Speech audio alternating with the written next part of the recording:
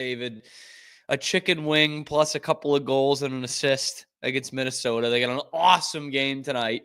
Oilers Avalanche. That is going to be all kinds of fun. McKinnon versus McDavid. I don't know why I'm bringing that up to start off the show, but we will be talking about the Patriots and the draft and the guy who thinks they might be going number one overall and whether he might actually still be there for the Patriots at 4.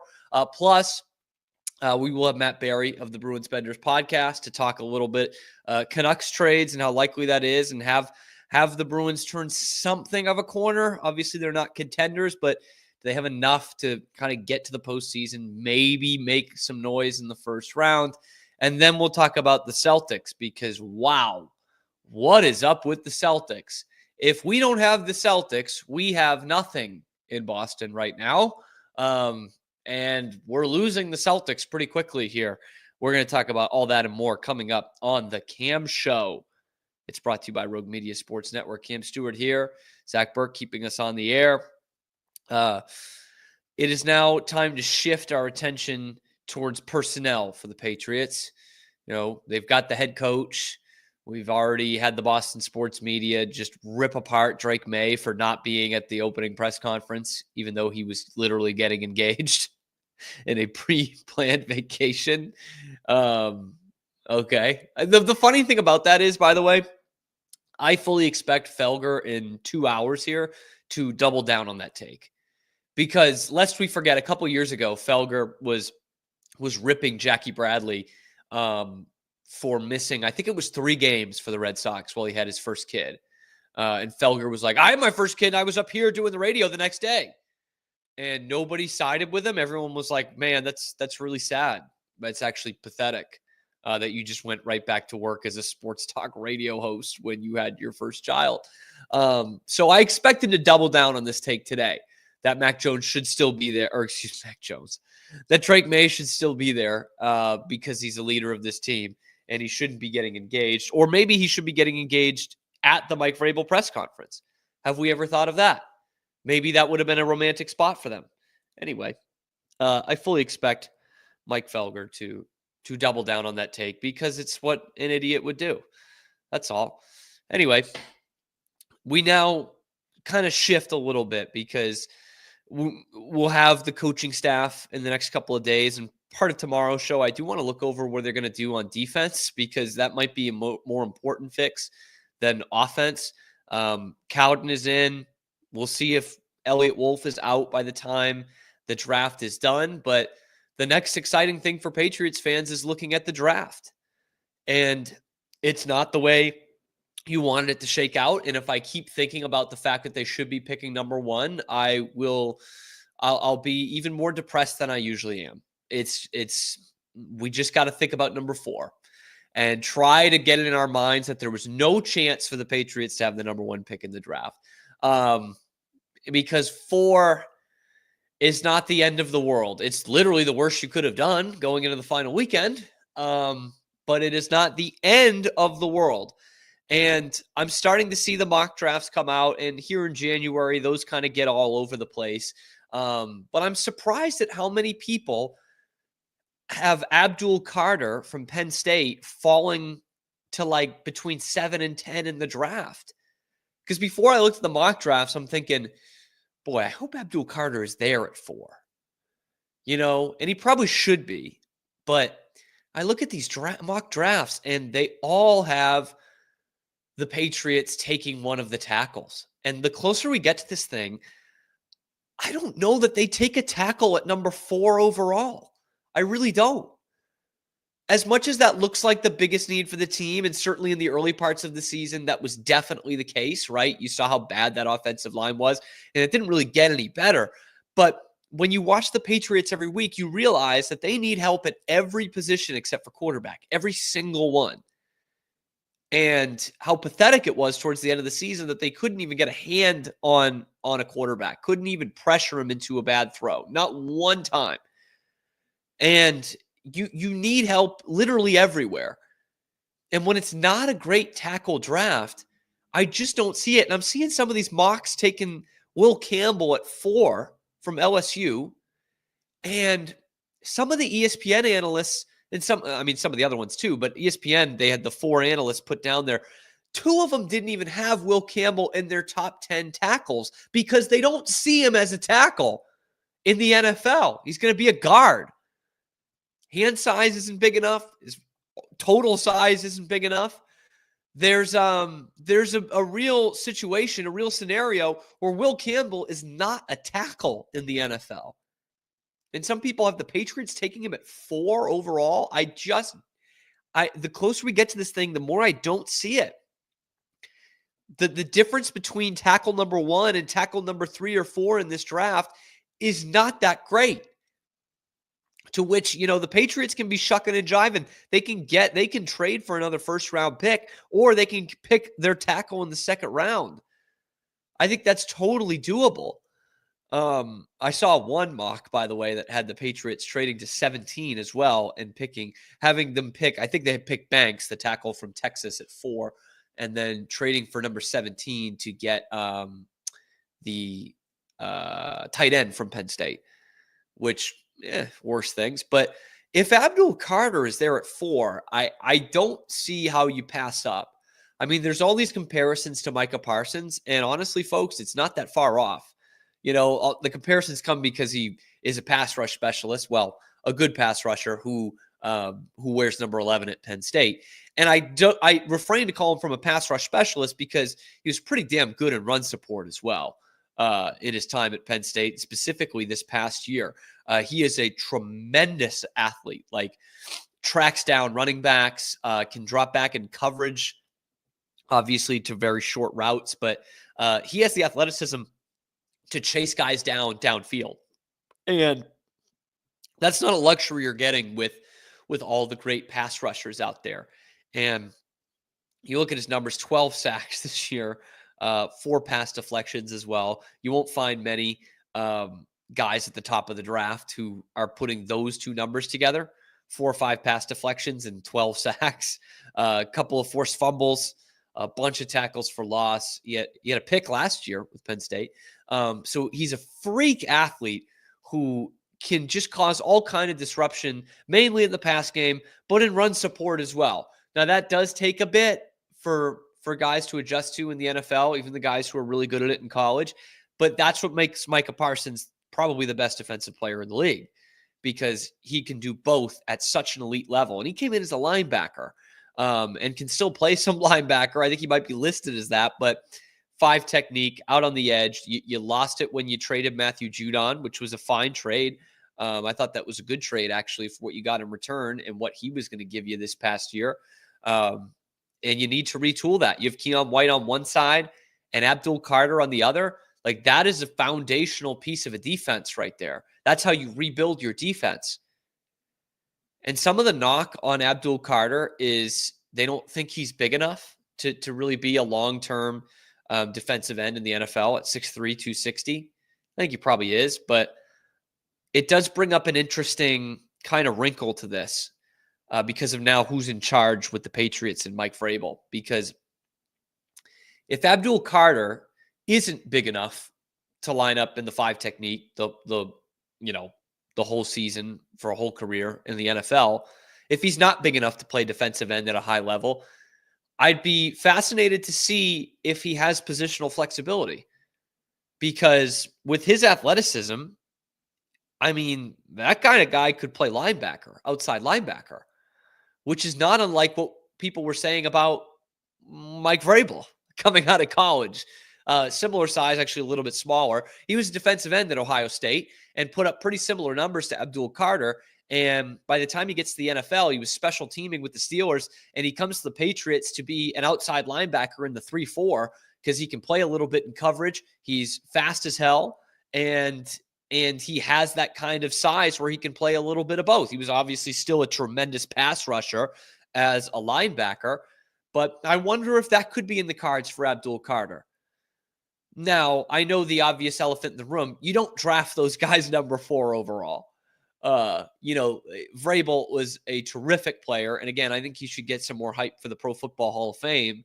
But you don't draft a guy like that number 4 overall. You draft Micah Parsons number 4 overall. You draft Chase Young, number 4 overall. Of course, he went number 2. But those kind of guys, Aiden Hutchinson, number 1 overall. Like that's the kind of guy that can't miss defensive end that you go and pick up with a top 5 pick in the draft.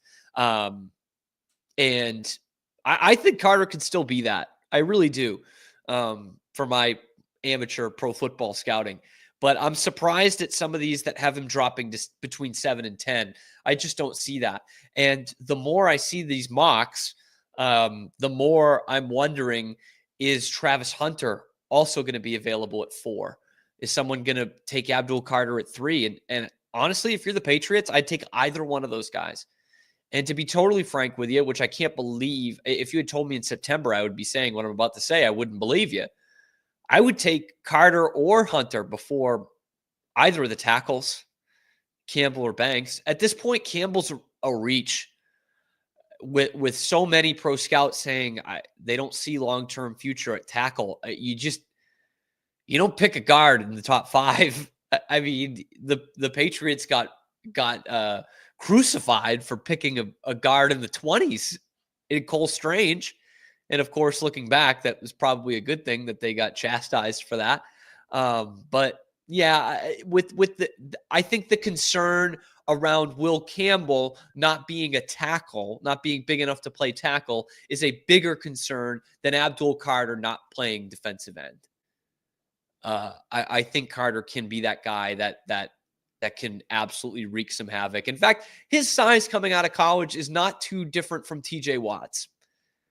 And TJ Watt's one of the best defensive ends in the history of the sport. So, I think absolutely Carter can have that kind of ceiling. Now, Abdul Carter thinks he's going number 1 overall, as he tweeted last night, 100 days till he goes number 1 overall. And he has said that his dream team would be the Cleveland Browns. So if he's still there for Cleveland, who knows? You could have Carter and Myles Garrett together.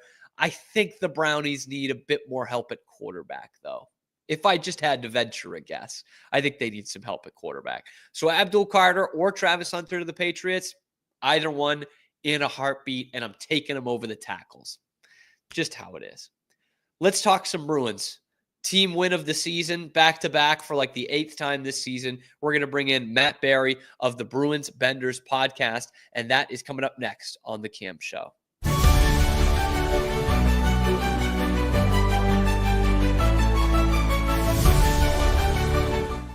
Ready to bring your vision to life? At SmallRig, every idea, design, and product is inspired by you, the creator.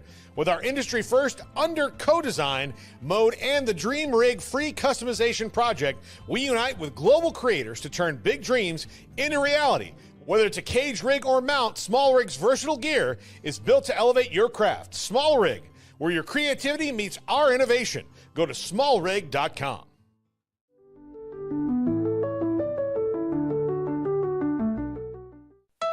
Want to turn your passion into profit? With Blogify, creating a blog has never been easier. Build, customize, and grow your site with powerful tools designed for beginners and pros alike. Start sharing your story today and watch your audience grow with Blogify. Download Blogify now in the App Store.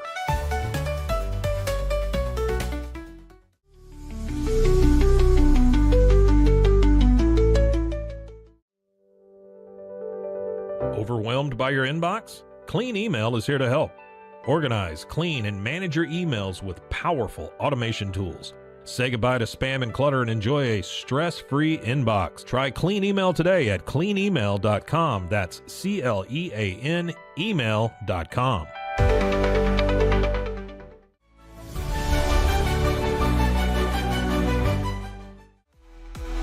Stay connected no matter where you are with eSIM-X. Say goodbye to expensive roaming charges and physical SIM cards. With access to over 200 global carriers, we make mobile connectivity seamless and affordable for travelers worldwide. Join the future of communication today at eSIMX.com. That's ESIMX.com.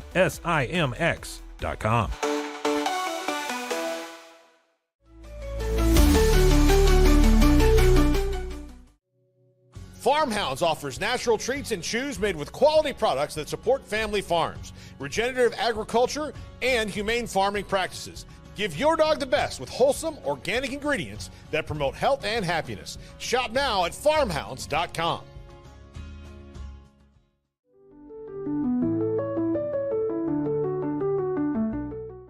It is Matt Mosley, and it's the Obstructed View podcast, Rogue Media Network. I think they're learning that there's really no wonderful view of me. See, I feel like they think this feed's going to be really wonderful. There must have been no BS, like 20 scouts, 15 to 20 NBA scouts there to see him, and he was top 5. When your old number wasn't working, I went through various channels to track you down. So unfortunately, you can never get away from me. But I'm happy. I'm happy to have you today. No, thanks for having me. And you know we always family, no matter where I'm at.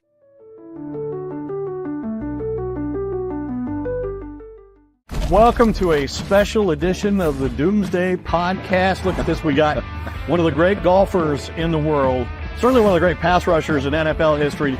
But he also had a vision for you.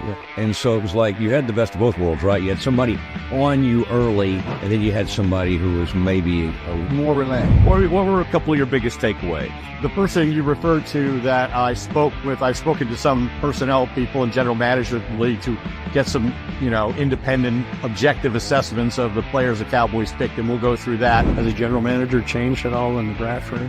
Nope, it's been the same since I was here the last time.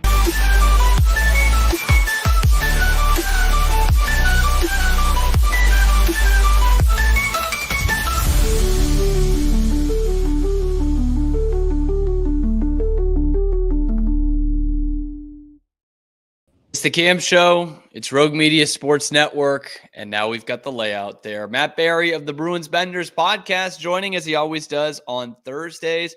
Matt, you see that second McDavid goal last night? I did. How do you defend that? I mean, I don't know. That's pretty special. Yeah. And the chicken wing too. Well, the chicken wing was interesting because, people obviously have said all over the internet that if it was this guy, or if it was that guy, it was a chicken wing, and there was no fine, there was no suspension, there was nothing.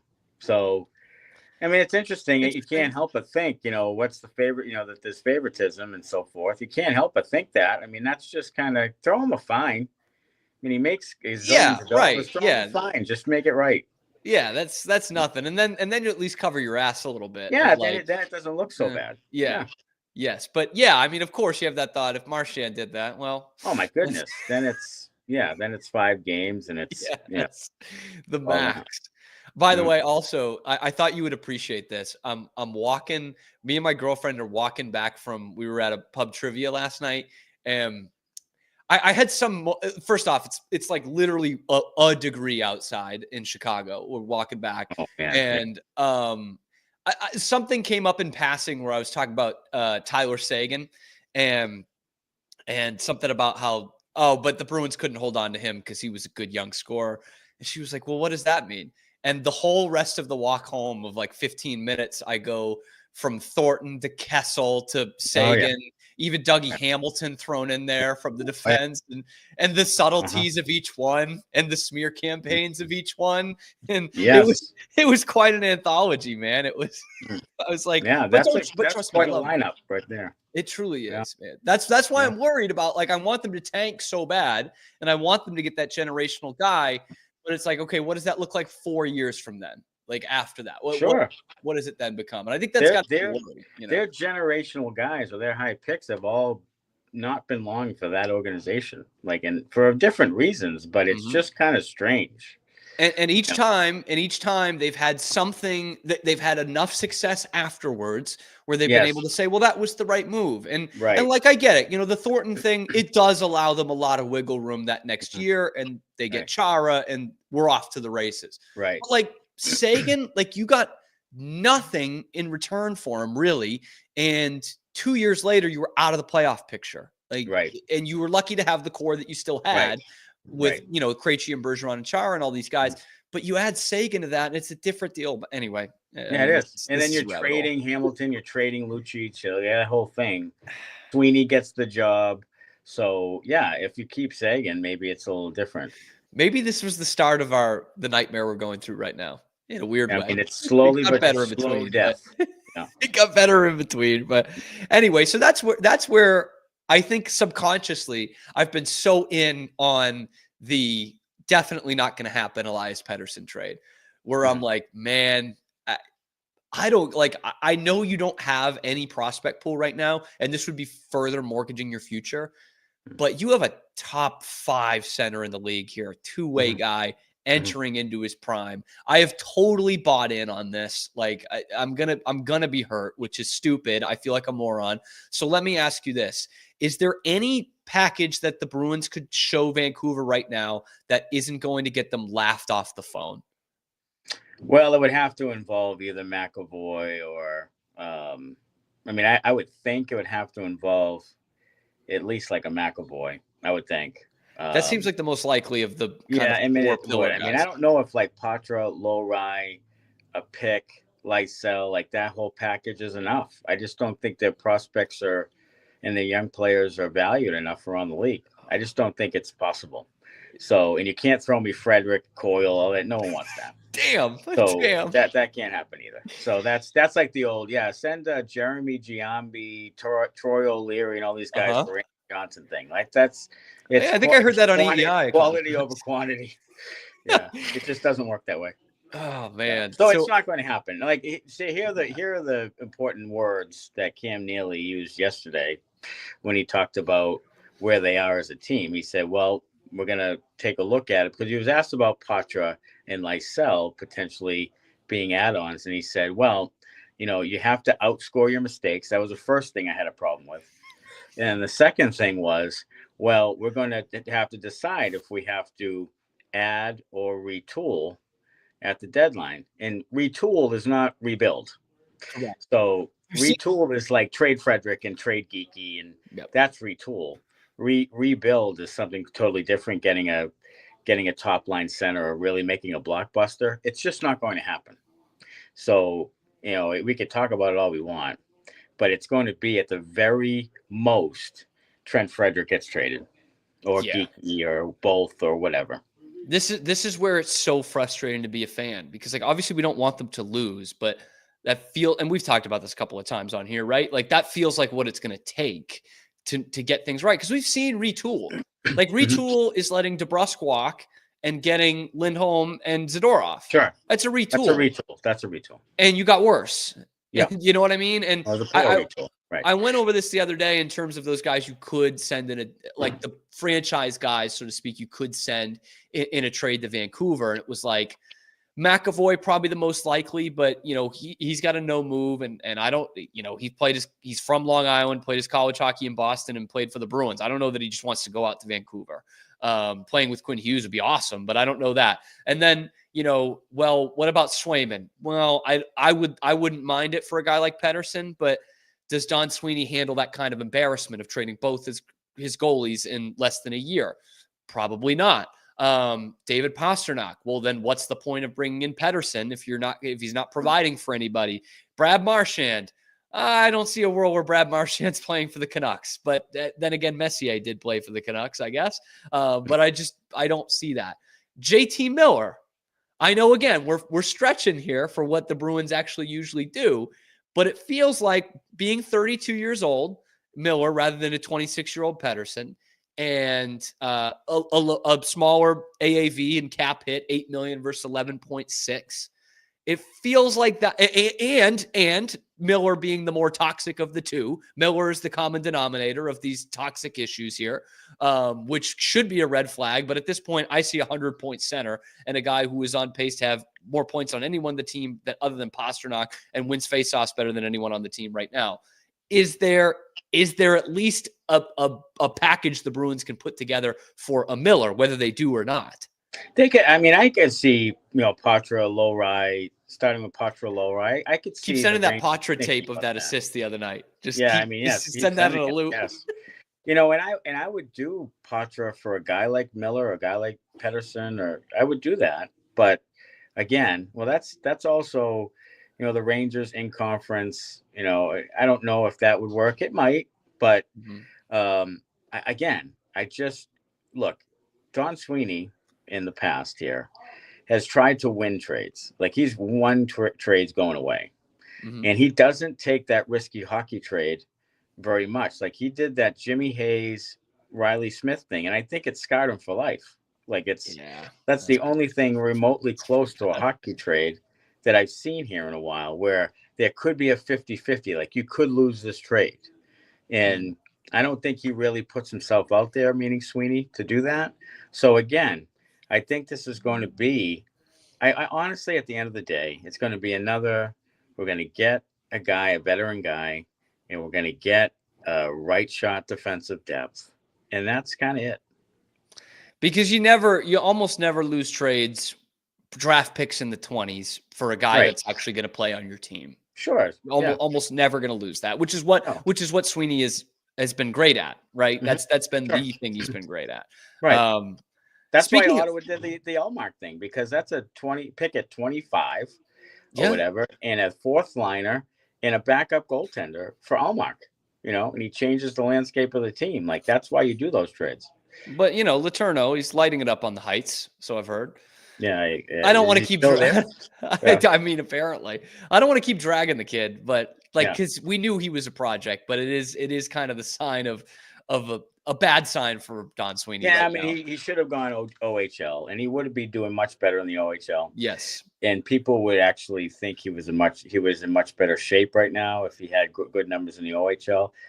Stepping into Hockey East with top picks all over the place and high-end talent. I mean, Hockey East is different than it was 20 years ago. It's like it's a ton of the best prospects in the country in Hockey East, like up and down the roster, up and down the schedule. Plus, on your own team, it's hard to get ice time. Yeah. So that was a bad.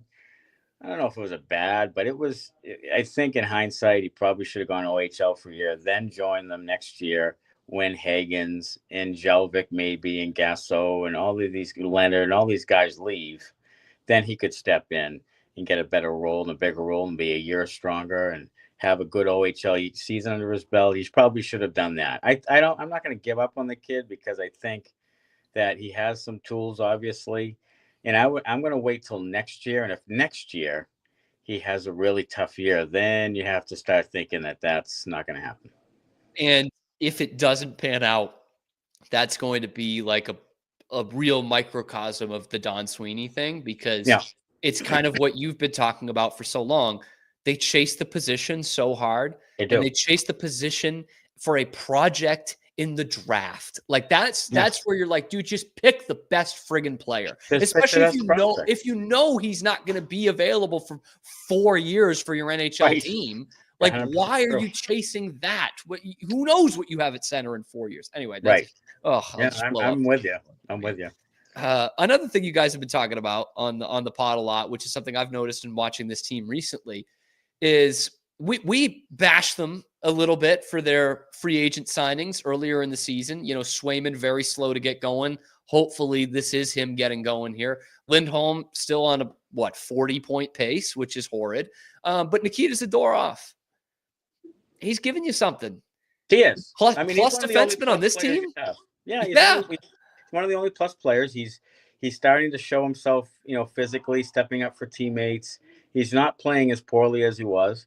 He had a good postseason last year, and I hopefully we're seeing Zadorov just kind of getting acclimated and playing better now. And he stepped up when Lindholm and now McAvoy are out. And Lowry hasn't played well. So Peak and Zadorov, honestly, have been the two best defensemen. Absolutely. And have kept the ship afloat, to be honest. And Peak has been really good. Peak has been under the radar all season long. Like, he's just a steady guy. And he was a great pickup by Sweeney, who, people don't give him credit for it because it was kind of minor thing or whatever. But boy, he's really valuable now. I just wrote something on InsideTheRink.com today about Peak, about being like much more valuable asset than you ever thought he would be for them. So yeah, I think that's a good point. Like, it was kind of under the radar, but honestly, it's probably one of the best moves he's made in terms of how cheap it was. And and we've seen what it's like for the Bruins when you don't, because sometimes he's a sixth defenseman. Obviously, right now he's not, but sometimes he's a sixth defenseman, and you see how bad that can be when that's not good, right? What if it's Greg Zanin or or Wade Redden, or Matt even some of the young Bartkowski. guys, Yeah, Bartkowski, yeah, Colin yeah. Miller, even who's Yeah. a speed Connor guy, Clifton, but Cliffy Hockey. Cliffy, that's a good Yeah. one. And Yeah. you see how much it can take you down. And Yeah. when they're fully healthy, Peak probably is your fifth, sixth guy. Right. And he helps you out a ton, the way McQuaid did on the third pairing for a couple years there. Right. That is a good. I think he's been so solid and has one goal with the Bruins from 200 feet. So it's pretty solid, man. Yeah. Speaking of that back end, we talked about Swayman. This is the hot thing this week. Swayman's back, and he's stealing something for you, and that goals above expected is going to get better. The eye test has certainly been there, I think. Is this just a good week for Swayman, or is this like, okay, finally, this is the Swayman we saw last year that was an all-star that looked like he was going to be the starter? Well, look, you missed camp, and we kind of thought during camp that if he's missing it, then he's going to have to take some time. So this was, in hindsight, it's kind of expected that it's going to be a little bit. Now, but he was practicing with BU. Right. I mean, come on. How are you not ready for the NHL? Yeah. Well, yeah, that was great. That was good. That was practicing with Pandolfo. But I'll tell you, though, that he tracking pucks, anticipation, just lateral movement, just to playing the position, like standing up big in net. Those little subtle things are much better now. And I think Smitty on the podcast actually made a good point. Seeing a lot of rubber lately, so can't help but be focused. Can't help but be sharp. You know what I mean? Like so much pucks coming at him at all different angles that you've got to be on alert. And I think that's helped him get back into his rhythm. That's not a recipe for success. But I mean, I think with the amount of shots they're allowing, it's actually kind of worked him into a better rhythm as a goaltender. And right now, I think you're seeing what you're probably going to see for the most part, because this is what he's capable of. We've seen this before. And I think that the confidence is back. I think that he's back into a rhythm. I think he's sort of shaken off a lot of the rust. He also was in a little bit of a divot there where the team wasn't playing well, and he was at the front and center. It was a lot of pressure. So I think now, I think he's settled in. I think he'll play play 3 out of 4 games the rest of the way, and it's good for them. It gives them a real chance. If he's not going right, then they have no chance of making the playoffs. I don't believe. I just don't think so. But if he does, then they have every chance in the world, and they probably will make the playoffs if he keeps playing even remotely like this. Because it is starting to look like the postseason last year, where he's seeing a lot of rubber. He's getting that little edge to him. Yeah. He wants to fight guys, which he did also do in the early part of the season. It was like, hey, how about you worry about stopping the puck? But it's kind of taking on that feel. The Bruins are putting together a ton of pressure, and they're allowing a lot of shots. It is. And right now, the defense with McAvoy and Lindholm was back at practice. You get those two guys back around Four Nations or around there or slightly before. That's great. You get your defensive core back in shape. And I think you find out what your lineup is, stick with it. And, we'll see what happens. I mean, we said that this was kind of a gauntlet of the schedule, and to beat Florida, to finally beat them, even if you were outplayed and so forth, you found a way to beat them, get that monkey off your back a little. Then you beat Tampa Bay. If you go in and beat Ottawa Saturday, then you've beaten division rivals, and you're putting yourself in a position where, you kind of hold your own destiny if you keep it going. And get into the playoffs and see what happens. I mean, they'll be an unassuming team when they get there, unless there's some, ridiculous move that makes them 100% better. Blues run or something. Yeah. But we've seen it before with the Blues, and we've seen it they before where Capitals last year, like I thought they were terrible, and then they make this really, they really play pretty well, and then they make this kind of, they get into the playoffs. I had no idea they get in the playoffs. But now they're playing great this year and one of the top teams in the league. So, you can turn it around pretty quickly. The problem is that they just don't have any young players or prospects, and they have to use the free agent wire and trades to stay where they are. Like they have to. And now you're counting on guys wanting to come play for you. Mm-hmm. And whether instead of going and picking them and developing them and giving them no chance, like now you have to outbid other teams. And it's a tough place to be in. It is. And it's in a tough era to do it. I mean, Yes. how often Yeah. do we hear about this? People, they want to play in the no income tax states. They want to play in Nevada and Florida. Big thing now. Yep. Huge thing. It's what's killing like the Canadian teams. You know, it's what's killing the Toronto Blue Jays off the planet. Like, Yeah, true. This is, Yeah. I mean, these things matter. You know, these things matter. So I think that's a very but fascinating thing. Yeah, it's a topic for another day, I guess. But the NHL has got to find some ground there. They do. Because it's not great. They do. It's They going to do. kill. And I'm the really markets they interested to love. see what I'm interested to see what the salary cap looks like. People are telling me how it's going to just grow exponentially, and history has shown that $3 to $4 million a year. And then I don't trust Gary Bettman to make any type of, we're gonna raise it 15, 18 million. I just don't see it happening. I think it's going to be a gradual increase. And, the Bruins always tend to put themselves right up against the cap, regardless of how much space they have. They always tend to get them there where they're playing gymnastics all the time. So I don't trust that either. But here's what I found out when Neely talked yesterday. No one's going anywhere. Yep. Nobody's going anywhere. Charlie Jacobs said that he had utmost confidence in them, and nobody is going anywhere. So this is your group to retool or add or whatever. This is the management group that's going to do it. So we'll see what happens. And then Charlie said, we're not just trying to make the playoffs. We're trying to win the Stanley Cup. Yeah. And, Okay. And I laughed out loud. Okay. This team. Yeah. Anyway, we got some great hockey to build up to Saturday, by the way. Yeah. I mean, Edmonton, Colorado tonight is going to be a great one. McKinnon versus McDavid. Can't wait for that. And then Saturday, that's 3:00 Eastern, if I'm not mistaken. 3:00 Eastern. Yeah. Ottawa, huge game, 4-point game, another divisional one. You've taken 4 points from the last two, but obviously that Florida one went into overtime. That is a massive game. Bruins Benders podcast will be live post game after that one, and you've got an episode that dropped today. Plug it away. Yeah, today was we talked about Marchand and Pasternak and what we thought of that whole situation, Charlie McAvoy injury, and the defensive. And how the defense has added some offense. So we talked about that in the pod. That dropped today, all platforms, including YouTube.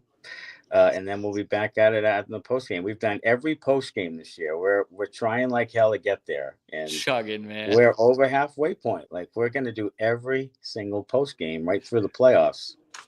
It's impressive. It is impressive. And It's there's right. a community there every night. Some are commenting in the first period. Waiting for you guys to address it 3 hours later. We're changing that fan comment section to the sin bin. I think we're going to make that change. I like that. It's I going like to get sin bin. Because there's a lot of sinners in there. Yes, for sure. The Yeah. Camp Show will be in there. Can't wait to catch it on Saturday afternoon because that is a big game. Bruins Senators. We will talk to Matt Berry of the Bruins Benders podcast next Thursday. Matt, appreciate you coming on once again. Anytime, buddy. Thanks, Cam. We will see Matt then. You'll see him before then because you'll follow the Bruins Benders. It's my favorite Bruins podcast out there. That's why he's on the show. We do have to talk a little bit of Celtics, though, because as the Bruins are going in something of a good direction right now, the Celtics are kind of suck right now. Let's go over that next on the Camp Show.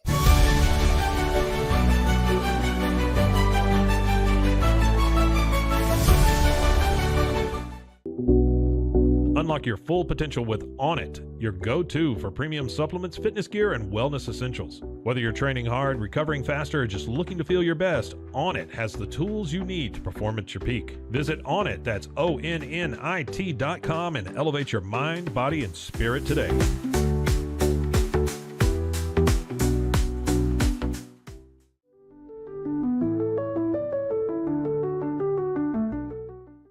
Join the Daily High Club, the premier destination for glass water pipes, vaporizers, and accessories. Since 2015, we've sold over 1 million quality products and teamed up with legends like Snoop Dogg and Tommy Chong. Ready to elevate your smoking game? Visit dailyhighclub.com for our El Primo subscription box or shop unique pieces today.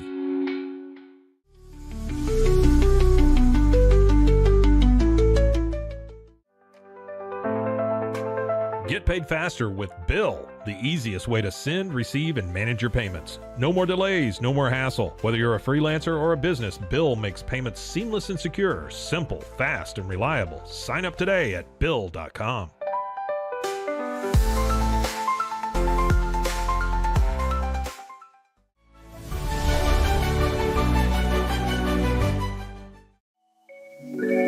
Cleanse your body of accumulated toxins and embark on your wellness journey at your own pace. At Global Healing, we provide premium supplements to help your body heal naturally. Combine that with OrganicHemp.com's top quality CBD for ultimate balance. Start your healing journey today at GlobalHealing.com and OrganicHemp.com.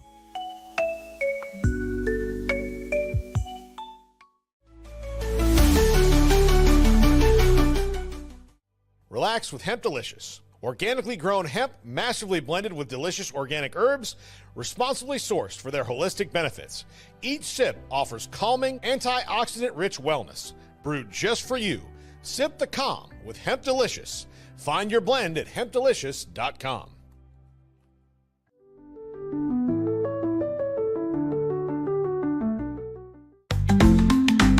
Get ready for epic savings at Best Buy. Right now, you can save up to $700 on select Alienware and Dell gaming products. Perfect for leveling up your gaming experience. Plus, grab the latest Android Google Pixel at an unbeatable price. Don't miss these incredible deals. Shop now at bestbuy.com and upgrade your tech today. We've got all these transfer portal stats and what Dion did and what Fritz has done. I mean, that's the deal, man. That's the game that's being played nowadays. Maybe a little bit unknown at quarterback. I mean, unknown to the rest of the world, but, you know, he dove into the portal and got a guy who is super, super athletic. South Dakota State's really good. Give us a little bit of breakdown about what they can do and what Oklahoma State needs to be worried about. Look at that form right there. I need to say nothing else about this because I found one.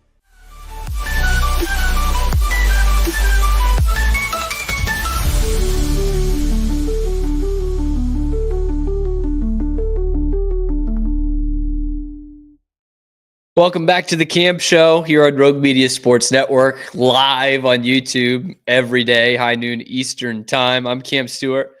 It's a sad day. It is a sad day in the world of sports, the world of baseball.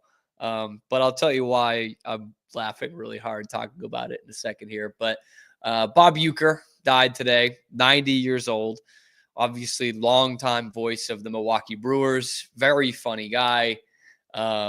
He had one of the great like yogiisms, so to speak, of, whatever. 1962, I was the minor league player of the year. It was my second year in the bigs.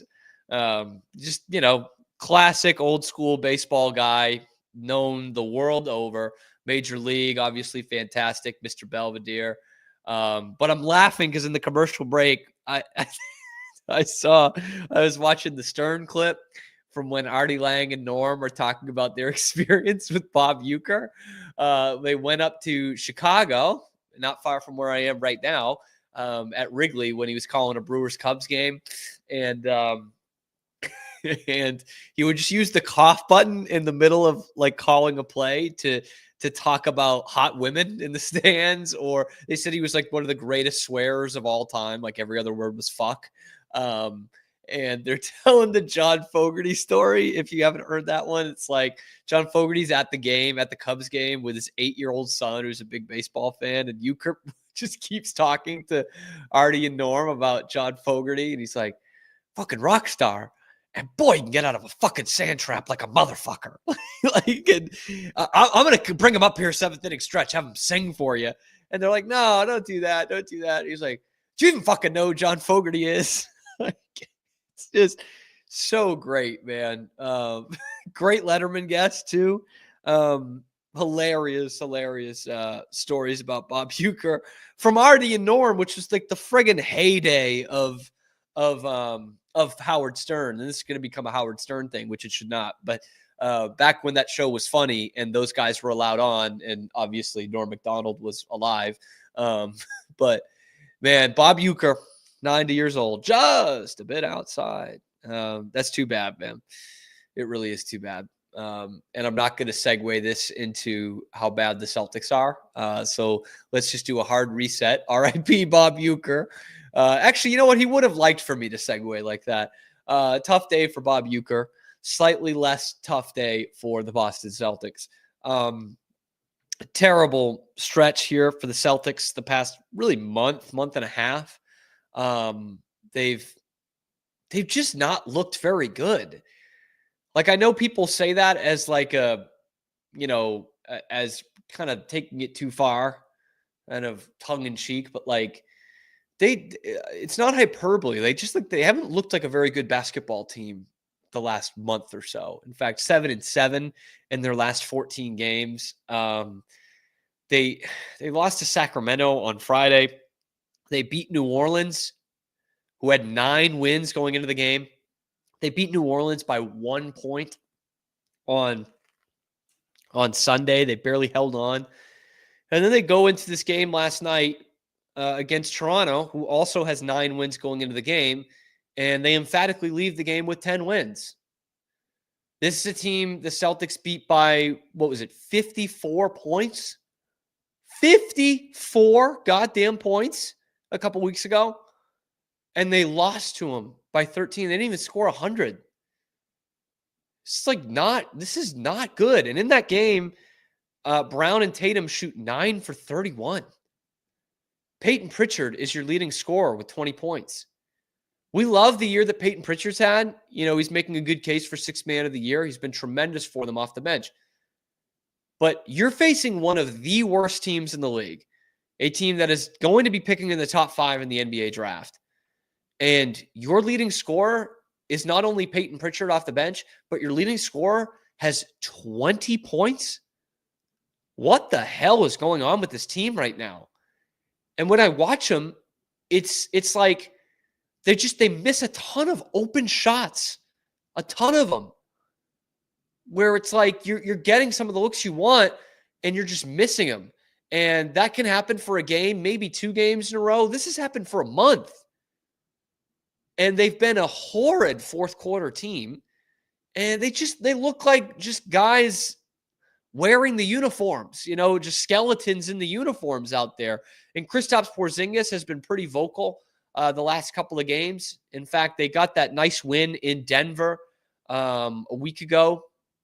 And they went 4-2 on that road trip after the kind of falling apart against Oklahoma City in the fourth quarter. But we'll get to that in a minute.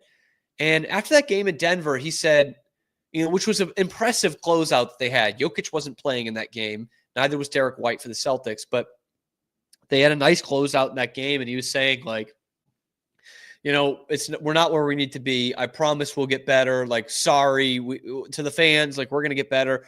And I remember being like, oh, okay, that's kind of odd. At least that means they have high standards. And then he gets the mic in his face last night against Toronto, and he kind of tells it how it is once again. I think we played with no spirit, with no personality, and it's just weak performance from us, honestly. So, we just play with no personality. Tough to argue with that. Weak is a good way to describe the way they've been playing basketball the last month or so. And where you really see it is the lack of intestinal fortitude when it comes to the fourth quarter. In the past month, they were 28th in the NBA in offensive rating in the fourth quarter. 28th! This was one of the best offensive rating teams in the history of basketball last year. You subtracted nothing from your roster, and now you're 28th in offensive rating in the league in the fourth quarter, the last month? That's not what good teams do. That's what lottery pick teams do. They have the energy to hang with you for 3 quarters and then they fall apart. 15 points in the fourth quarter last night against Toronto, one of the worst defensive teams in the league, which I don't even need to bring up. They're one of the worst teams in the league. Full stop. They're horrible. They picked in the lottery last year. They're going to pick in the lottery again this year. They're friggin' dreadful. And still, the Celtics, they can't even find their footing against them. They were lucky to beat New Orleans. The fucking Pelicans the other night. And they looked completely disinterested against Sacramento on Friday. And it was the same thing. Their talent kind of hung, was able to hang with them for 3 quarters. And then Sacramento went out in the fourth and said, you know what? We want to win this game. And the Celtics said, okay, Friday night at home, at the Garden, losing to Sacramento. This is not good. Not good right now. And the Jays aren't helping them. 9 of 31 in that game. Ugh. Putrid stuff. And White did not have a good game last night either, which, obviously rarely happens that Derek White doesn't have a good game. But 2 of 9 from the floor, 1 of 7 from 3, 6 points. And how about a minus 29? Derek White, a minus 29 in the game? That never happens. Jaylen Brown, minus 23. Awful, awful stuff. Like this, again, this is a 67-point swing in the last 2 matchups that they had. The Celtics, the last time they played them, showed that Toronto shouldn't have even been in the same league. I was watching the friggin' Liberty Bowl over that game because it was such a laugher. And here they are, 2.5 weeks later, and it's the Celtics that look like they should be the lottery team in this game. And this is concerning. And I know that the excuse is probably going to be, they played deeper into the season than anyone else last year, other than the Mavericks, who also look pretty mediocre this year, and that they need a rest. And sure, the All-Star break can't come soon enough. It's another month away, but you'll get a week off and hopefully recharge your batteries.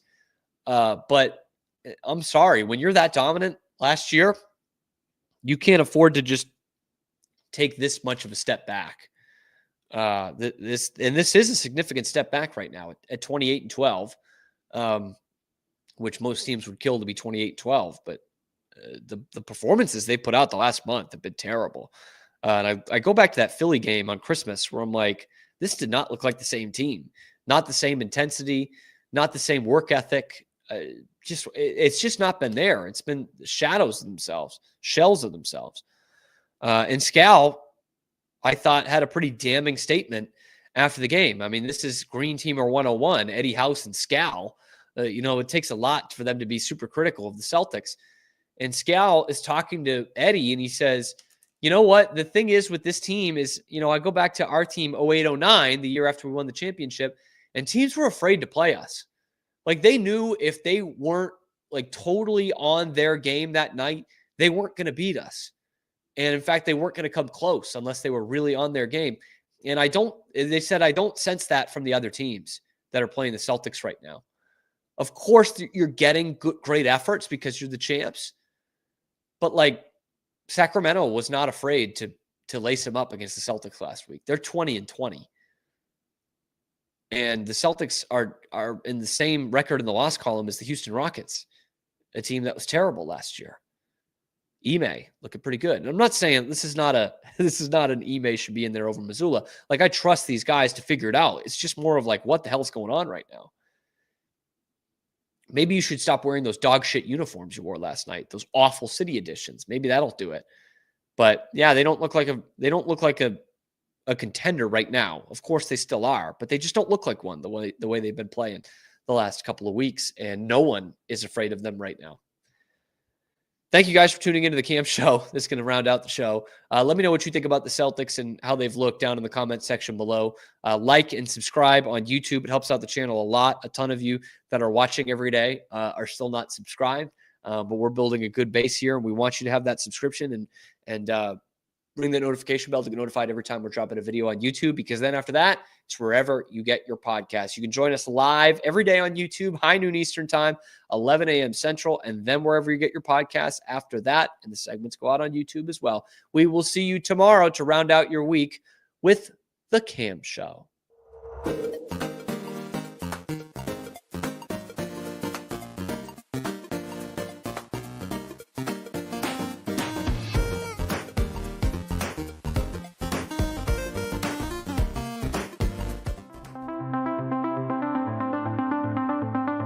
Transform your workspace with Hanomi Ergonomics. From adjustable chairs to standing desks, we provide solutions for comfort and productivity, whether at home or in the office.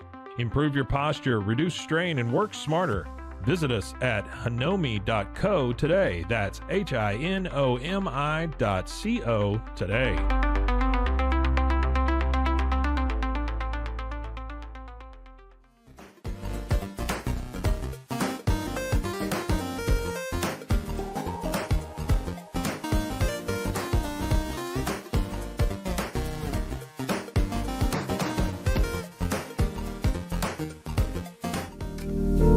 Experience the future of secure private cloud storage with Internex. Protect your files with end-to-end encryption, ensuring your data stays private and accessible only to you. Enjoy seamless, fast storage without compromising security. Visit Internext.com today and take control of your digital life. That's INTERNXT.com today.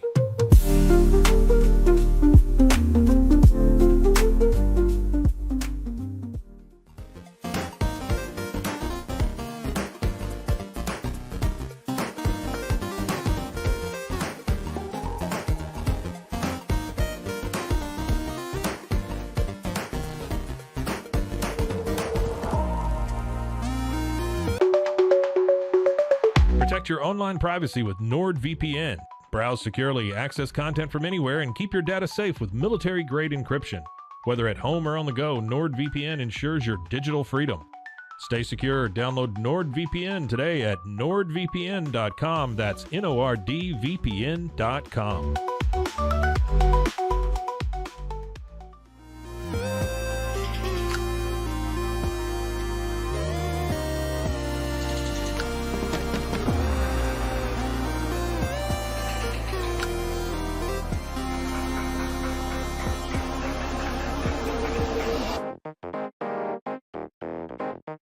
Tusane's, we understand that maintaining a healthy lifestyle can be challenging, especially in today's fast-paced world. That's why our mission is to make fitness accessible to everyone, anywhere. Committed to excellence, we adopt a user-centric approach guided by ergonomics and medical science. With a team of seasoned professionals in R&D, design, and manufacturing, we prioritize quality across our entire product line. Visit Tusains.com today and start your journey to better health. That's TOUSAINS.com.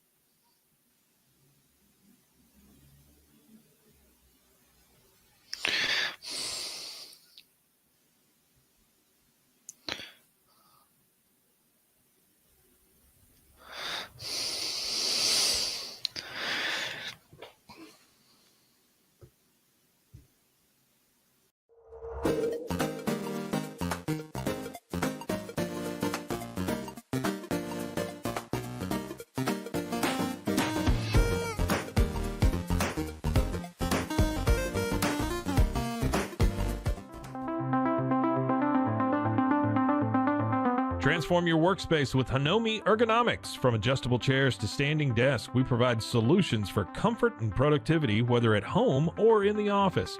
Improve your posture, reduce strain, and work smarter.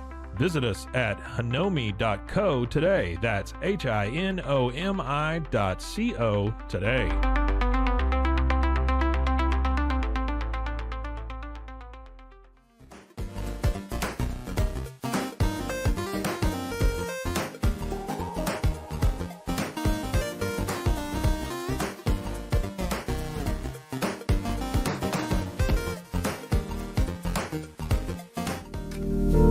Experience the future of secure private cloud storage with Internex. Protect your files with end-to-end encryption, ensuring your data stays private and accessible only to you. Enjoy seamless, fast storage without compromising security. Visit Internext.com today and take control of your digital life. That's INTERNXT.com today.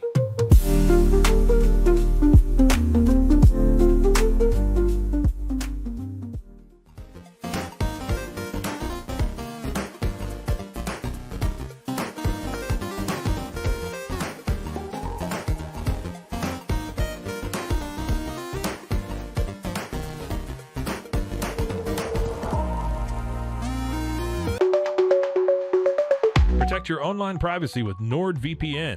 Browse securely, access content from anywhere, and keep your data safe with military-grade encryption. Whether at home or on the go, NordVPN ensures your digital freedom. Stay secure. Download NordVPN today at nordvpn.com. That's NORDVPN.com.